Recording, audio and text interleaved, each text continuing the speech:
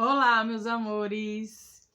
Hoje, no nosso conteúdo de ciências, vamos falar um pouco sobre as funções vitais dos seres vivos. Quais serão essas funções vitais? Os seres vivos, eles possuem 4 funções vitais, que são relação, tá? Reprodução,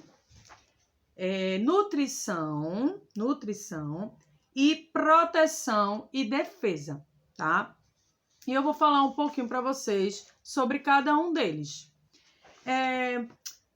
A relação, acontece quando os seres vivos da mesma espécie e de espécies diferentes relacionam-se. Por exemplo, se você tem na sua casa um cachorrinho, você também pode ter um gatinho e eles vão se relacionar muito bem. Você também se relaciona bem com seus animais de estimação, não é mesmo? Então, isso é uma das funções vitais dos seres vivos, é a relação, é se relacionar com animais da mesma espécie ou de espécies diferentes, tá? Também a reprodução. O que é reprodução? Reprodução acontece quando os seres vivos da mesma espécie têm filhotes. Então, nós temos aí os seres vivos, os animais, eles da mesma espécie, eles se reproduzem, né? Eles se multiplicam. Assim como os seres humanos também, que são seres vivos, também se reproduzem, tá? Outra função vital e muito importante dos seres vivos é a nutrição. Acontece quando os seres vivos alimentam-se. Então, na próxima aula, eu vou falar com vocês sobre a cadeia alimentar. Como funciona a cadeia alimentar no mundo animal? Como será que eles se alimentam? Eu tenho certeza que vocês já sabem um pouco sobre isso, mas a gente vai falar um pouco mais na próxima aula, tá? Vamos nos aprofundar.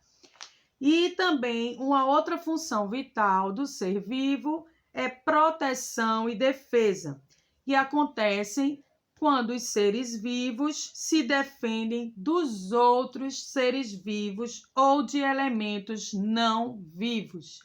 Então, o ser vivo, ele tem uma tendência a se proteger, não é, de elementos que podem lhe prejudicar.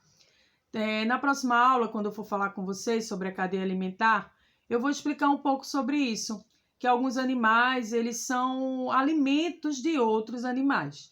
Então, eles tentam se defender dessa caça, mas nem sempre eles conseguem. Mas isso é um ciclo normal do mundo animal, tá? Um animal, ele precisa do outro para se alimentar, para sobreviver, porque eles comem, um animal pode comer o outro, caçando, tá?